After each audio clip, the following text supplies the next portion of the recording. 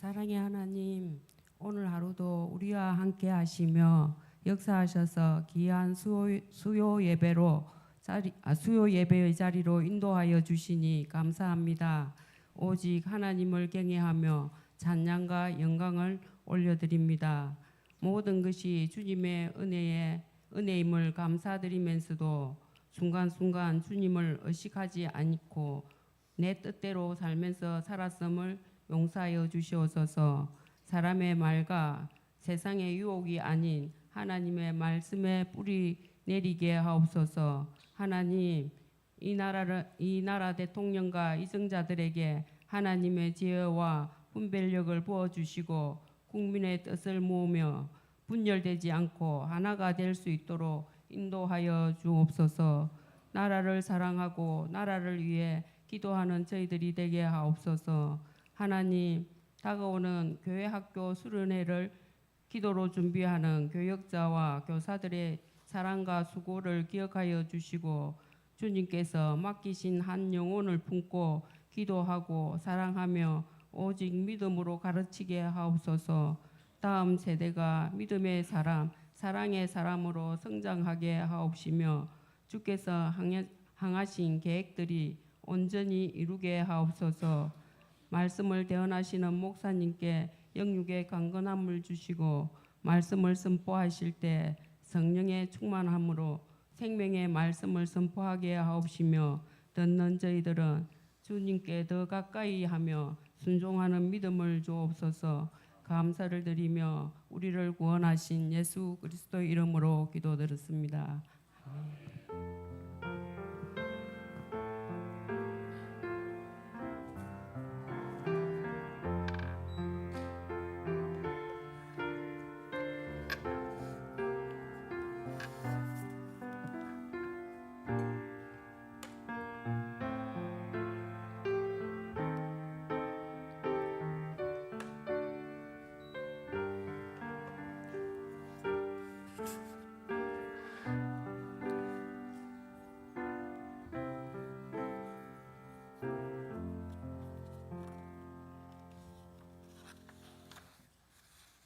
네, 먼저 좌우의 분들 인사하시겠습니다.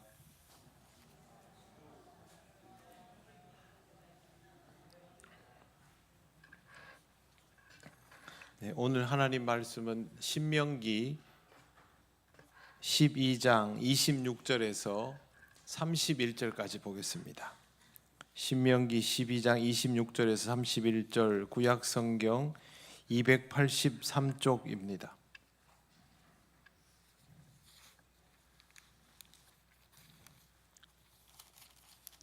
26절부터 31절까지 한 절씩 교독하겠습니다.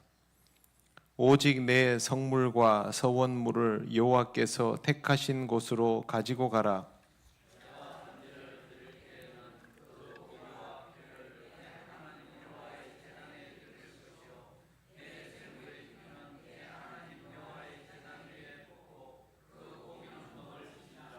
내가 내게 명령하는 이 모든 말을 너는 듣고 지키라.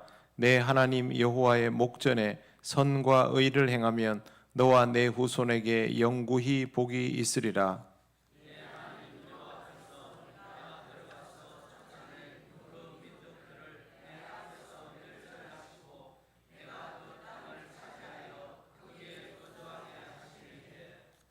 너는 스스로 삼가 내 앞에서 멸망한 그들의 자취를 밟아 올무에 걸리지 말라. 또 그들의 신을 탐구하여 이르기를 이 민족들은 그 신들을 어떻게 섬겼는고 나도 그와 같이 하겠다 하지 말라. 내 하나님 여호와께는 내가 그와 같이 행하지 못할 것이라. 그들은 여호와께서 꺼리시며 가증히 여기시는 일을 그들의 신들에게 행하여 심지어 자기들의 자녀를 불살라 그들의 신들에게 드렸느니라. 아멘.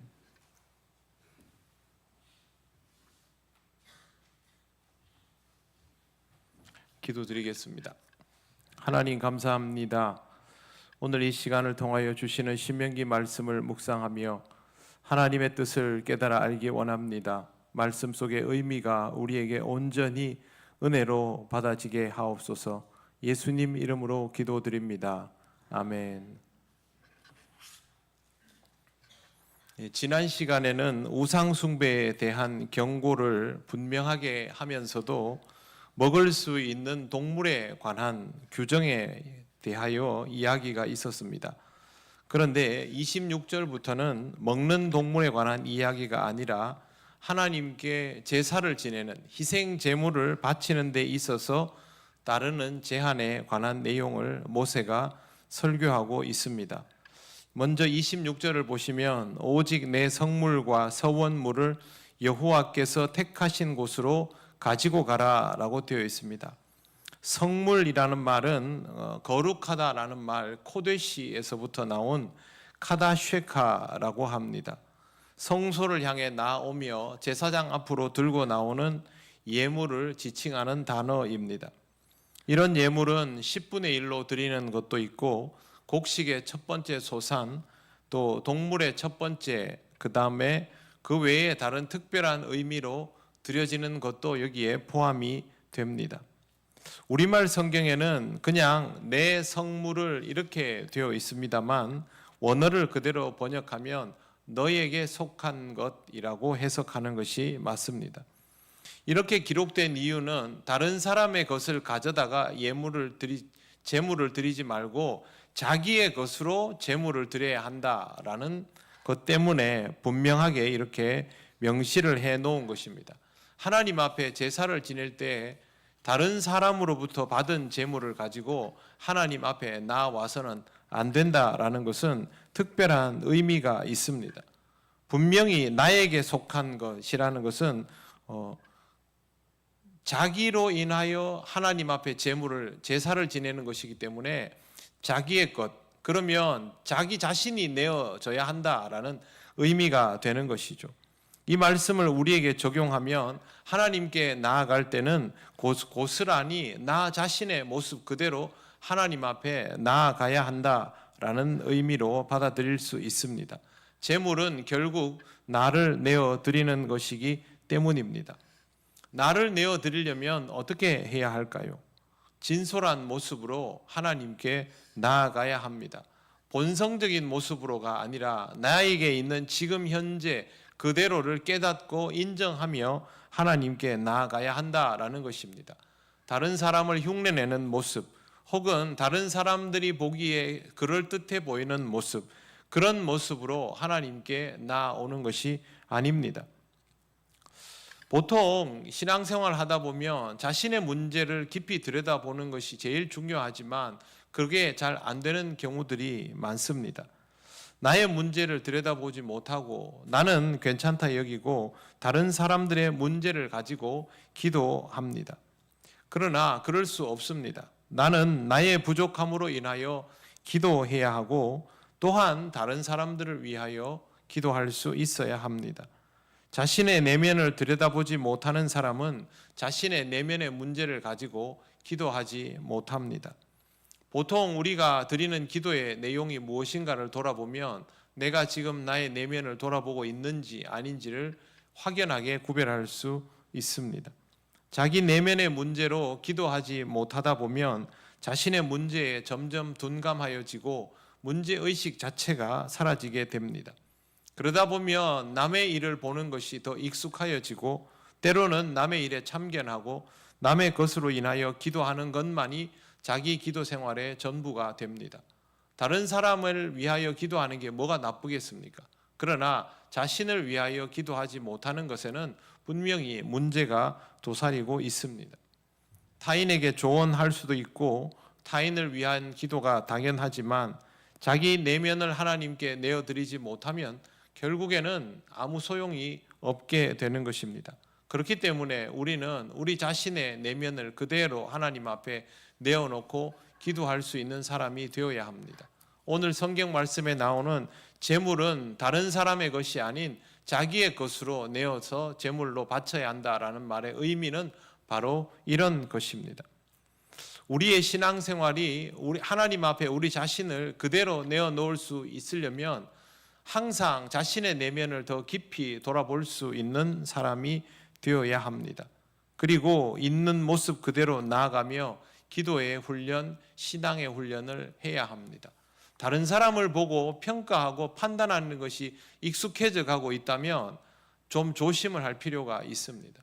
자신의 문제의 비중이 더 크고 그것으로 인하여 다른 사람도 볼 수 있게 되는 것이 건강한 것이지, 다른 사람을 보는 것이 익숙해지는 것은 내가 나를 돌아보지 못하고 있다는 가능성이 높기 때문입니다.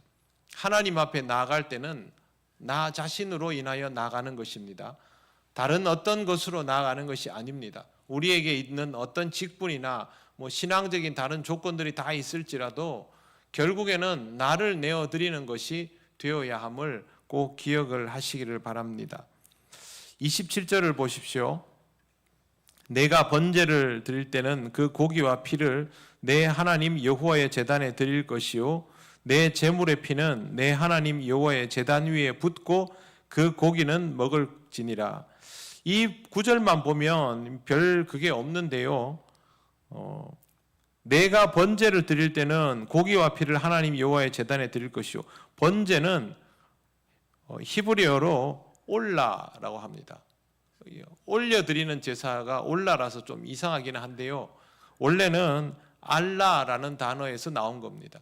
그 단어의 변형이 올라인데 하나님 앞에 전부 태워서 올려보내는 제사가 번제입니다. 번제의 특징은 완전한 희생과 헌신입니다.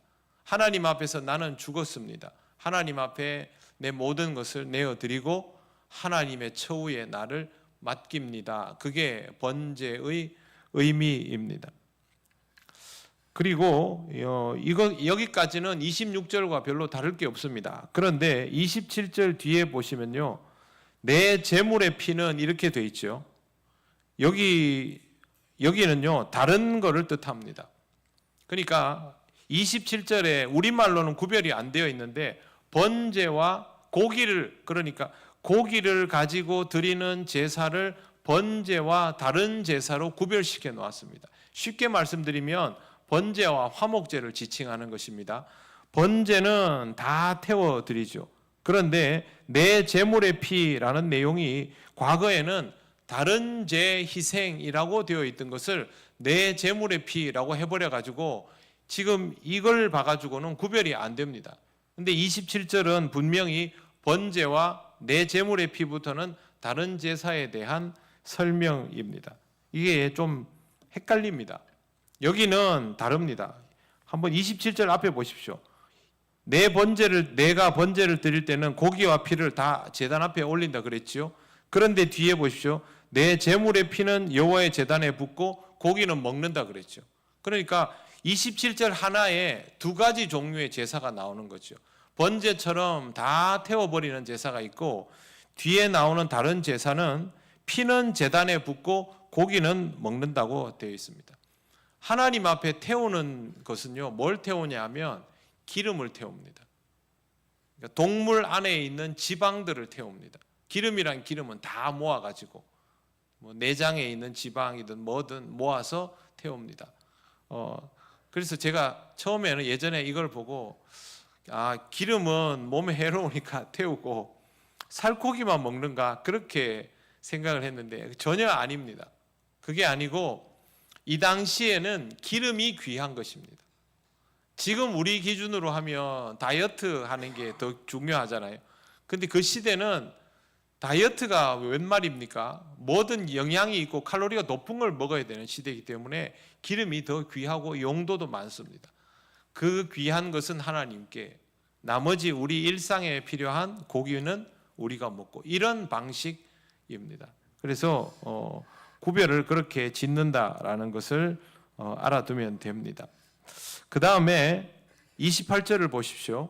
내가 내게 명령하는 이 모든 말을 너는 듣고 지키라. 내 하나님 여호와의 목전에 선과 의를 행하면 너와 내 후손에게 영구히 복이 있으리라.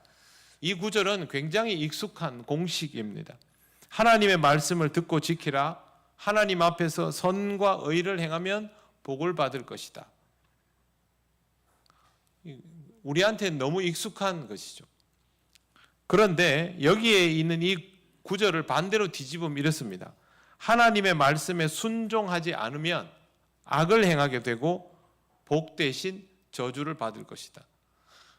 말씀 따라 살아가면 복을 받으리라, 이 말은요, 말씀에 순종하지 아니하면 벌을 받으리라 하는 말과 동의어입니다. 똑같은 말입니다. 그런데 우리는 하나님의 말씀을 따라 살고 순종하면 복을 받으리라는 말씀은 굉장히 좋아하면서도 이 말씀의 동일한 법 적용이 말씀 따라 살지 않으면 벌을 받으리라라는 사실은 애써 외면합니다. 법을 지키면 국민으로서의 혜택을 누리죠. 법을 어기면 어떻게 됩니까? 범법자가 되어서 벌을 받지 않습니까? 그게 뭐 다릅니까? 하나의 법에서 두 개의 처분이 나오는 것이죠. 성경 말씀도 똑같습니다.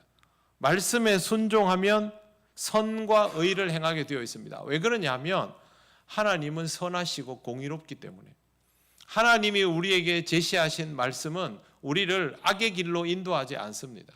그래서 우리는 선과 의를 행하게 되어 있습니다. 우리가 할 일은 말씀을 따르는 것입니다.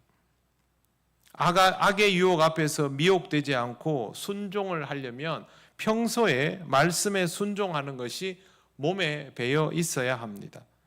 아브라함이 이삭을 제물로 바치라 하는 하나님의 요구에 순종했지요. 그런데 이게 갑자기 된 일일까요? 아닙니다. 아브라함은 이미 하나님 앞에 순종하는 사람이었는데 하나님이 난이도를 왕창 올려놓으신 것이죠. 평소에 하나님 앞에 순종하지 않았다면 이것은 감당할 수도 없는 일이었을 것입니다. 순종은 평소에 작은 것 한 가지에서부터 이루어지고 있어야 합니다. 하나님께 순종한다라는 말을 막연하게 순종해야지 그런다고 되는 것이 아니지 않습니까? 신앙생활 열심히 해야지 그럼 막 갑자기 내일부터 신앙생활 열심히 막 합니까? 안 됩니다. 예전에 그런 거 많이 해봤지 않습니까? 갑자기 막 새벽기도 1년 12달 안 빠지고 나가봐야지 한 며칠 막 나오다가 어느 날 한번 리듬 끊기면 그 다음부터는 못 나오고 그런 일 있지 않습니까? 그게 아니라 조금씩 신앙이 성장해 나아가야 그 가운데 순종의 강도가 높아져도 하나님께 요구받아도 그걸 감당할 수 있게 되는 것이고, 하나님이 아브라함에게 이삭을 요구하실 때는 아브라함이 그럴 만하기 때문에 요구하시는 것이죠. 그렇기 때문에 우리는 평소에 말씀에 대한 순종에 익숙해져야 됩니다. 말씀에 대한 순종이 되려면 말씀을 알아야죠. 이게 무슨 뜻인지를 알아야 순종을 할 거 아닙니까?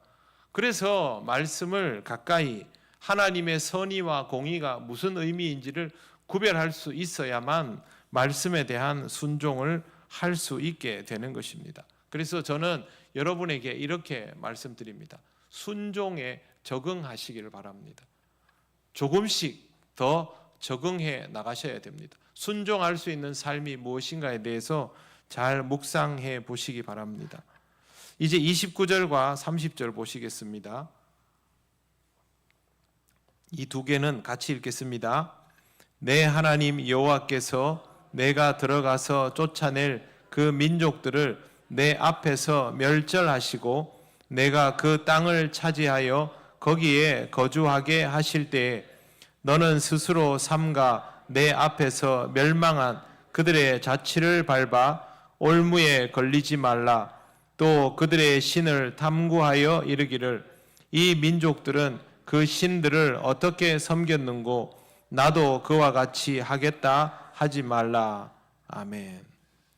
본문은 하나님이 상황을 완전히 만들어 주시면이라는 전제를 가지고 있습니다.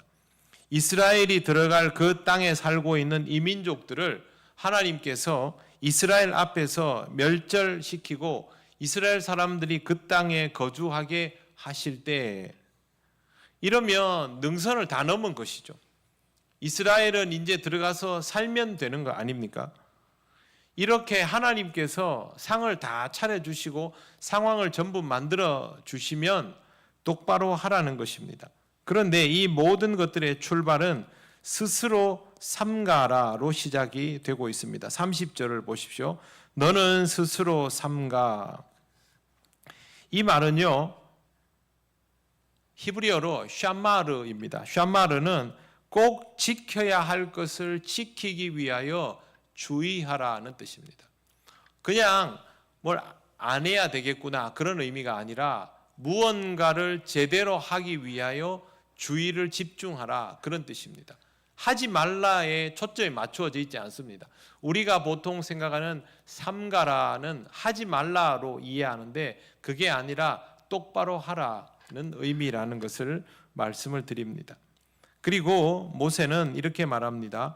내 앞에서 멸망한 그들의 자취를 밟아 올무에 걸리지 말라. 모세가 이렇게 말하는 이유는 이방인들이 멸망한 이유가 바로 이것 때문이라서 그렇습니다. 그런데 여러분, 올무에 걸린다는 말을 왜 할까요? 모세가 올무가 있다는 말이죠. 이 상황에 올무가 존재한다라는 의미로 모세가 올무에 걸린다라는 말을 합니다. 잘못하면 큰일 난다는 것이죠. 올무가 있는 곳은 당연히 조심해야 합니다.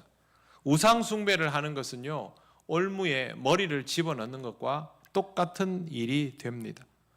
올무 앞에는 항상 맛있는 먹이가 있거나 내가 꼭 가고 싶어하는 길목이 있거나 그렇지 않습니까? 우상 숭배는 인간에게 말할 수 없이 달콤한 유혹입니다. 우리야 하나님을 믿는 사람들이니 우상 숭배가 유혹이라는 생각을 하지 않습니다. 그런데 우리들이 실제로 미혹당하는 많은 요소들을 생각해 보면 그게 우상 숭배에 해당될 수 있다라는 가정까지 해보면 우상 숭배가 우리에게 굉장히 가까이 있고 이것이 엄청난 미혹이 될 수 있다라는 사실을 인정하게 됩니다. 그러면 우상 숭배만큼 무서운 것이 우리에게는 없습니다. 이런 이유로 모세가 각별히 주의를 요하고 있는 것입니다. 그 다음에 나오는 모세의 말을 보면 얼마나 경계를 요구하는지 알 수가 있습니다. 또 그들의 신을 탐구하여 이르기를 이 민족들은 그 신들을 어떻게 섬겼는고 나도 그와 같이 하겠다 하지 말라. 관심도 두지 말고 호기심 자체를 가지지 말라 이런 뜻입니다. 최초 이스라엘 사람들이 가나안에 들어가 있을 때 이방인들을 정복해 놓은 상태지만 이방인들을 완전히 멸족시키지 않았기 때문에 이방인들이 그 중에서 살아가고 있었죠. 그런데 이스라엘 사람들 중에 호기심을 가지고 이방인들의 종교 행위들을 보고 있는 사람들이 하나 둘씩 있었겠죠. 이방인들의 신전에 기웃거린 사람들도 있었을 것입니다. 그들의 종교의식을 구경하다가 그들의 이야기도 들어보고 저 사람들이 왜 저렇게 하는지도 알아보고 그렇게 하게 되는 것이죠. 최근에 제가 들었는데 일본의 한 그 만화가가 예전에 그 고베 대지진을 예언하는 만화를 그려가지고 실제로 그 타이밍에 지진이 일어났는데 다음 달 7월 5일에 일본에 큰 재앙이 다가온다고 또 만화를 그려서 일본 사람들이 굉장히 놀래고 걱정하고 있다 뭐 이런 얘기를 들었습니다. 그래서 그 만화가 무슨 요한계시록도 아니고 과연 그게 그럴 일인가 싶었는데 일본 사람들을 생각하면 조금 이해가 갑니다. 우리나라는 지진의 진도가 4, 5 정도만 돼도 전국적으로 뉴스가 나고 책상 밑에 막 숨고 뭐 그러지 않습니까? 그죠? 저도 지진을 몇 년 전에 이렇게 경험해 보니까 이게 어떤 느낌인지 알겠더라고요. 건물 자체가 좌우로 이렇게 흔들리는데 그런데 여러분 일본 사람들은 진도 1에서 3 정도는 거의 매일 경험하는 경우가 많답니다. 외국인들이 그것 때문에 병이 날 정도랍니다. 우리가 매일 지진이 강도가 이렇게 1에서 3 정도가 있다고 생각해 보십시오. 그래서 저 사람들이 저렇게 우상 숭배를 많이 하나? 자연에 대한 공포 때문에 그런 생각도 들었습니다. 저런 사람들에 대해서 조금 더 가까이 들여다보고 저 사람들이 저렇게 많은 우상을 숭배하는 데는 그런 이유가 있구나. 그럼 이건 어떤 용도일까? 저건 어떤 용도일까? 점점 관심을 가지고 저런 다신교적인 정서에 대해서 자꾸 이해하려 들기 시작하면 자기도 모르는 사이에 거기에 점점 빨려 들어가는 상황이 발생하는 것이죠. 이스라엘 사람들이 통째로 다 우상 숭배를 했을까요? 아니면 이스라엘 사람들 중에 누군가가 우상 숭배자들과 가까워지면서 시작되었을까요? 후자이겠죠. 그런데 온 이스라엘이 다 우상 숭배가 만연해지는 상황이 되지 않습니까? 그런 일들을 하지 말아라 하는 것이죠. 또 있습니다. 이스라엘의 조상은 유목 생활을 했습니다. 목축을 했습니다. 이집트에 내려가서는 그곳에서도 일정 기간 목축을 했겠지요. 하지만 종살이를 하게 되면서 농경 문화 중심인 이집트에서 종으로 살아가면서 농경 문화를 맛봤을 겁니다. 광야에 나와서 아무것도 하지 않고 있다가 다시 가나안에 들어갔더니 거기에 또 농경 문화를 가지고 있는 발달한 문명인들이 있었습니다. 가나안 사람들은요, 이스라엘 사람들의 입장에서 보면 이집트인들 못지않은 문명인들입니다. 고대 근동의 이집트와 가나안 지방은 지구상에서 문명의 역사가 제일 오래된 지역입니다. 이 두 개의 지역을 오고 가는 이스라엘만 사실상 문명의 단계가 훨씬 떨어지는 집단이었던 것이죠. 문명은 높은 데서 낮은 곳으로 흐릅니다. 그래서 게르만인들이 로마를 정복하고도 게르만인들이 로마를 흉내내서 그렇게 로마를 닮은 나라를 세우고 로마의 제도를 다 받아들였습니다. 그게 문명의 힘입니다. 그러니 이스라엘 사람들이 가나안에 들어가서 가나안 사람들을 동경하는 것도 사실은 인간적으로 보면 무리가 아니죠. 종교도 똑같이 그렇게 영향을 미쳤던 것입니다. 호기심과 동경심이 종교적 진심이 되어버리는 것입니다. 그런데 여러분, 호기심과 동경심이 종교적 진심이 되는 이유가 무엇일까요?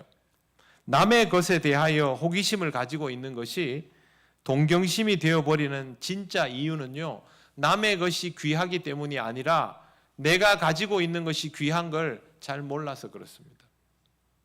우상 숭배가 일어나는 이유는 다른 데 있지 않습니다. 내 것의 가치를 모르기 때문입니다. 별로 가치 없는 것이라면 그럴 일이 없겠지만 이스라엘이 이미 한 세대를 광야에서 하나님과 동행했지 않습니까? 하나님으로부터 말씀을 들었지 않습니까? 그들이 이집트에서 보아오던 방식과는 완전히 다른 접근 방식으로 하나님께서 친히 말씀을 일일이 주시고 나라를 정비해 주시고 가나안 정복도 하게 해 주셨지 않습니까? 다른 나라는 임금이 세워지고 임금이 귀족들을 모으고 귀족들과 의논하여서 법이 만들어지고 그 법에 신성을 부여하고 난리를 하지요. 함무라비 법전도 그렇게 만들어졌습니다. 그런데 세상의 어느 나라가 신이 인간에게 법을 주고 모습은 드러내 보이지도 않고 그런데 그 법이 세월이 가도 깨지지 않을 견고함을 가지고 있고 그들이 전쟁에서 직접 공을 세우지 않아도 정복이 이루어지고 이런 법이 어디 있습니까? 이스라엘은 직접 하나님이 얼마나 특별한지, 하나님의 역사가 얼마나 귀한지, 하나님의 말씀이 얼마나 깊은지 충분히 체험할 수 있는 시간을 누렸습니다. 그게 광야 40년입니다. 그런데 이 사람들이 가나안에 들어가자마자 이방의 것들을 보고 현혹되어서 눈이 돌아갔다는 말은 이방의 것들이 대단하다는 겁니까? 이 사람들이 하나님의 그 가치를 안다는 겁니까? 모른다는 겁니까? 모른다는 거죠. 귀한 걸 모르니까 엉뚱한 걸 보고 호기심이 발동하는 겁니다. 우상숭배는요, 삼가하는 것으로 해결되지 않습니다. 그거는 근본적인 해결책이 아닙니다. 아이들 보고 나쁜 짓 하지 말라 그러면 안 합니까? 더 하지요. 그런데 아이들이 언제 그걸 멈춥니까? 자기한테 그것보다 더 의미 있고 가치 있는 일이 생기면 그걸 다 멈춥니다. 우리는 그걸 철들었다라고 얘기하죠. 신앙생활도 똑같습니다. 하나님 앞에서 아무리 이거 하지 마라 저거 하지 마라고 해도 그걸 못 끊습니다. 그런데 하나님을 알고 하나님을 만나고 하나님의 말씀의 가치를 알아버리면 뭘 끊으라고 얘기할 필요가 없습니다. 제가 지금 여러분들한테 우상을 조심하십시오 라는 말을 할 필요가 있습니까? 우상이 아니라 이단을 조심하십시오. 제가 여러분에게 신천지를 조심하십시오. 이렇게 말해야 됩니까? 안 해도 되지요. 한 번도 안 했습니다, 제가.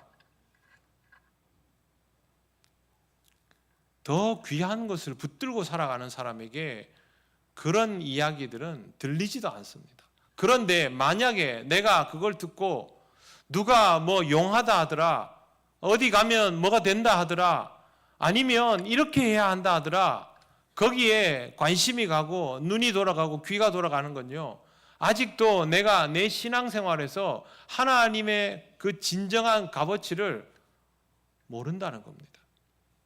그래서 우상숭배를 하는 겁니다. 그래서 이단에 넘어가는 겁니다. 진짜를 봤는데 가짜가 왜 필요합니까? 진짜가 진짜인 것을 모르니까 가짜에 자꾸 눈이 돌아가게 되는 것이죠. 이스라엘이 하나님을 정말로 경외하였다면 우상숭배는 일어날 수 없습니다. 이것이 근본적인 해결책입니다. 모세도 그 말을 합니다. 31절을 보십시오. 같이 읽겠습니다. 내 하나님 여호와께는 내가 그와 같이 행하지 못할 것이라. 그들은 여호와께서 꺼리시며 가증히 여기시는 일을 그들의 신들에게 행하여 심지어 자기 불살라 그들의 신들에게 드렸느니라. 아멘. 하나님 앞에는 우상에게 하는 것처럼 하지 못할 것이라. 우상 숭배자들은 하지 말아야 할 것들도 서슴지 않고 합니다. 우상 숭배자들은 하나님 앞에서도 그리합니다. 그러나 하나님을 믿는 자들은 그렇게 못합니다. 여러분, 우리가 성경에서 뭐 자녀들을 제물로 바치고 불 가운데로 지나가게 하고, 그러니까 되게 이상해 보이죠. 야만적이라고 생각하지 않습니까? 이 시대에는 이게 더 일반적입니다. 이 시대에는 사람을 제물로 바치는 것이 더 일반적입니다. 예전에 한번 말씀드렸지요. 그 잉카 문명, 라틴 아메리카 지역에 포로 잡아가지고 포로 2,000명을 제단 꼭대기에까지 걸어 올라가게 시켜놓고 그 위에 올라가면 죽여서 제물로 바치는, 그게 1600년대까지 있었습니다. 인신공양은요, 인류의 우상숭배에 전 세계 사실상 모든 국가에 어느 시대 어느 지점에는 다 존재했던 방식입니다. 우리도 제물로 사람을 바치지 않았습니까? 우리 조상들 얘기 보면 그렇지요. 이게 일반적입니다. 그런데 지금부터 3,000 몇백 년 전 이스라엘이라는 이 나라는, 히브리 민족은 사람을 제물로 바치지 않습니다. 짐승을 잡아서 그 피를 가지고 바치고, 피는 부정하다 해서 구별짓고, 지금 이 시대의 법이 아닙니다. 3,300년 전, 그보다 더 이전에 세워진 법입니다. 뭐가 더 이상합니까? 그런데 하나님 앞에서는 이런 인신공양 같은 건 하지 않는다는 거죠. 하나님이 그런 분이 아니기 때문에 그럴 수가 없다는 것이죠. 신앙생활을 똑바로 하면 하나님이 어떤 분인지를 알기 때문에 그럴 수가 없다는 것이죠. 그런데 우리가 이단들과 다를 바 없는, 우상숭배자리나 다를 바 없는, 세상 사람들과 다를 바 없는 행동 양식을 가지고, 판단의 기준을 가지고 이 땅을 살아가고 있다면 그건 무엇입니까? 아직도 우리가 하나님 말씀의 힘을 모른다는 것이고, 하나님에 대한 진정한 가치를 모른다는 것이죠. 하나님이 어떤 분인지를 모른 채로 신앙생활을 한다는 것이죠. 그러다 보면 우리는 결국 우상을 숭배하게 되어 있습니다. 이단 사이비 같은, 토착신앙 같은 노골적인 우상 숭배는 아닐지라도 자신을 숭배하는 자가 될 수도 있는 것이고, 이념을 신격화시키는 자도 될 수 있는 것이고, 돈을 숭배하는 자도 될 수 있는 것이고, 권력을 숭배하는 자도 될 수 있는 것입니다. 출세하는 사람들은 밑에 사람은 절대 안 본다 그러대요. 출세 지향의 사람들은요, 자기 밑에 있는 사람은 안 본답니다. 자기 위에만 쳐다보고 있답니다. 어떻게 하면 출세할까? 그 사람은 그게 우상이죠. 교회를 아무리 열심히 다니면 뭐합니까? 하나님이 만드신 인간을 존중하지 않는데 그것도 우상이 되지 않습니까? 하나님 앞에서 그럴 수 있습니까? 십자가로 구원한 모든 생명 앞에서 그럴 수 있습니까? 못하지 않습니까? 한 사람 한 사람을 존중하는 것이 그리스도인의 본분 아니겠습니까? 하나님 앞에서는 그럴 수 없죠. 저는 31절에 나오는 이 말씀이 굉장히 와닿았습니다. 내 하나님 여호와께는 내가 그와 같이 행하지 못할 것이라. 하나님을 믿는 자는, 하나님을 아는 자는, 하나님이 어떤 분인지를 아는 자는 하나님께 어긋나는 일을 할 수 없다는 말씀입니다. 그렇기 때문에 우리는 이 말씀을 보며 하나님을 더욱 깊이 알고 하나님께서 원하시는 일들을 행하여 나아갈 수 있어야 하는 것입니다. 사랑하는 성도 여러분, 우상 숭배는 무엇을 금하는 것이 아닙니다. 하나님께로 더욱 가까이 나아가는 것을 통하여 우상 숭배는 근절될 수 있습니다. 만약 내가 이 세상을 살아가면서 다른 어떤 것들에 대한 흔들림이 발생한다면, 무언가 나를 붙잡는 것이 신앙생활 아닌 것들에 더 붙들리고 있다면 그때는 그걸 하지 않으려고 몸부림치지 마시고 하나님께로 더 나아가기 위해서 집중하시기를 바랍니다. 신앙의 문제가 해결이 되면 우선순위가 결정되기 때문에 여러분은 신앙의 근본 위에서 여러분이 하고 싶어 하는 일, 해야 하는 일들을 얼마든지 할 수 있습니다. 그러나 그것은 내가 신앙의 기준이 확실히 선 다음의 것이죠. 그게 되지 않으면 결국에는 그것이 우상과도 같이 될 수 있는 것입니다. 이스라엘은 실패했습니다. 이미 가나안에 들어올 때부터 실패했고요. 이후에도 계속 실패했고 지금도 실패하고 있습니다. 하나님을 모르는 것이죠. 하나님을 아는 나라가 저럴 수 있습니까? 지구상에서 전쟁을 제일 열심히 하는 나라, 그런 지도자를 어찌하지도 못하는 나라, 말이 안 되는 것이죠. 하나님의 백성은 저럴 수 없습니다. 하나님을 믿는 자는 하나님을 기준 삼는 자입니다. 하나님을 경외하는 것으로 모든 것을 해나가는 자입니다. 그렇기 때문에 항상 무언가를 하지 않겠다는 그런 사고방식보다는 하나님께로 더 나아가며 하나님을 더욱 깊이 알며 내가 믿는 하나님이 무엇을 원하시는지를 보고 거기에 합당하게 행해 나가는 삶을 살아가는 것입니다. 여러분 자신의 영적 상태를 항상 잘 돌아보시고 하나님과의 관계의 무게와 깊이를 더해 가시기를 바랍니다. 기도드리겠습니다.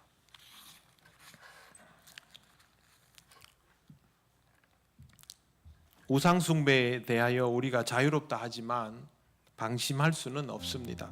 이 시간 이렇게 기도하기 원합니다. 하나님, 우상 숭배를 염려하지 않아도 될 신앙의 삶을 살게 하옵소서. 하나님 앞에 있음을 의식하며 말하고 행동하는 사람이 되게 하여 주시옵소서. 다 같이 기도드리겠습니다.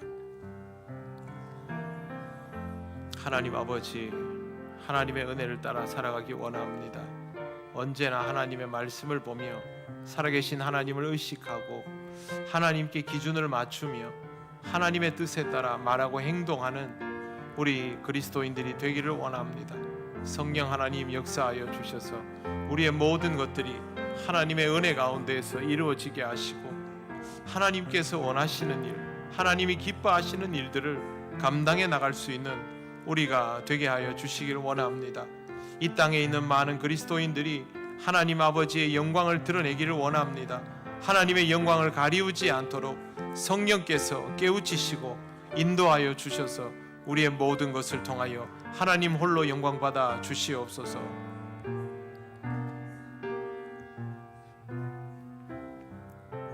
감사합니다.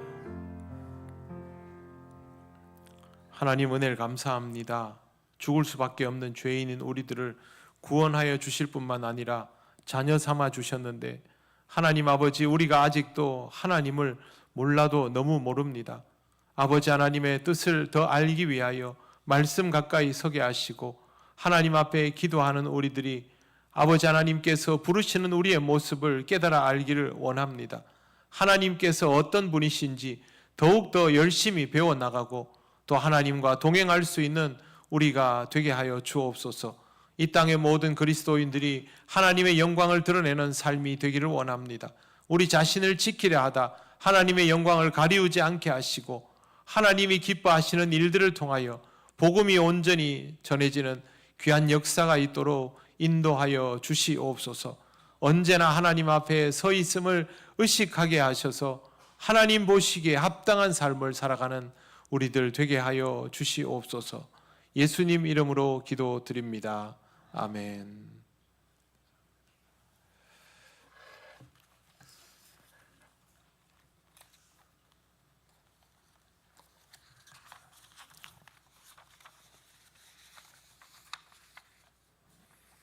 교회 소식 전하겠습니다. 항존직 피택자 교육이 진행 중입니다. 피택자들은 앞으로 남아있는 교육들도 열심히 참여하시기를 바랍니다. 뿐만 아니라 이 피택자분들 그리고 항존직 분들은 교회의 모든 공적 모임 그리고 특별히 기도회에도 열심히 참여를 해주시기를 바랍니다. 두 번째 주는 우리 교사들 대상으로 같이 이제 기도하자고 제가 그렇게 이야기를 했고요. 네 번째 주는 우리 항존직 피택자들이 같이, 물론 원래는 매주 나와서 같이 기도해야 하는 게 당연한데 그게 잘 안 되니까 훈련하는 의미에서입니다. 그래서 여러분들이 기도회를 가능하면 나와서 같이 기도하고 그렇게 하나님 앞에서 자신을 좀 이렇게 내려놓고 같은 기도의 제목들을 나눌 수 있는 훈련이 필요합니다. 여러분 이 피택자 교육도 잘 참여해 주시고 교회 공적 모임에도 적극적으로 임하여 주시기를 바랍니다. 진주 남로의 아동부 교사 강습회가 21일 토요일 오전 9시 용현교회에서 진행이 됩니다. 우리 교사들 참여하니까 여러분 위에서 기도해 주시기를 바랍니다. 다른 광고는 주보를 참조하시면 되겠습니다. 이제 우리 다 같이 주님께서 가르치신 기도를 올려드립니다. 하늘에 계신 우리 아버지, 아버지의 이름을 거룩하게 하시며 아버지의 나라가 오게 하시며 아버지의 뜻이 하늘에서와 같이 땅에서도 이루어지게 하소서. 오늘 우리에게 일용할 양식을 주시고 우리가 우리에게 잘못한 사람을 용서하여 준 것 같이 우리 죄를 용서하여 주시고 우리를 시험에 빠지지 않게 하시고 악에서 구하소서. 나라와 권능과 영광이 영원히 아버지의 것입니다. 아멘.